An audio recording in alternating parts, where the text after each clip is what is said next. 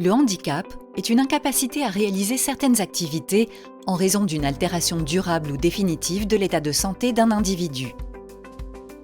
La notion de handicap a évolué, passant d'une représentation sociale totalement dévalorisante à une représentation sociale plus favorable.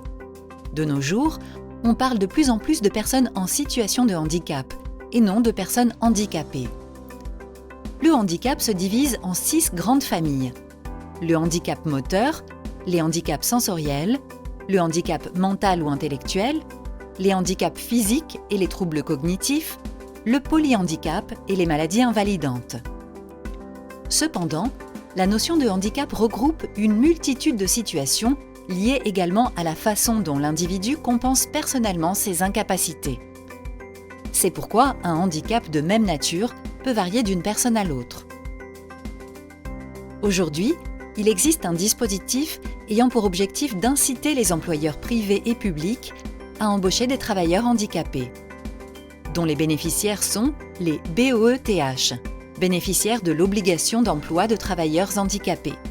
Il y a actuellement 260 095 BOETH recensés dans la fonction publique.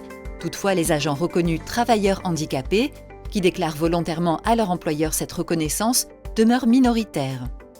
En effet, afin que la compensation du handicap puisse se mettre en place, la déclaration doit toujours relever d'une démarche volontaire de l'agent.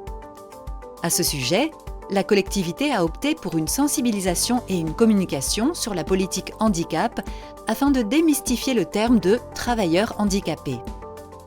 Une référente handicap et une gestionnaire santé ont été désignés au sein de la direction des relations humaines afin d'aider les agents dans leur démarche. En conclusion, informer son employeur de son handicap présente pour l'agent des multiples intérêts, comme l'accès à des contrats de travail aidés, un suivi médical régulier ou encore la retraite anticipée, et permet également à l'employeur de respecter le taux d'emploi des personnes en situation de handicap fixé par la loi, soit 6%, et éviter ainsi des sanctions financières.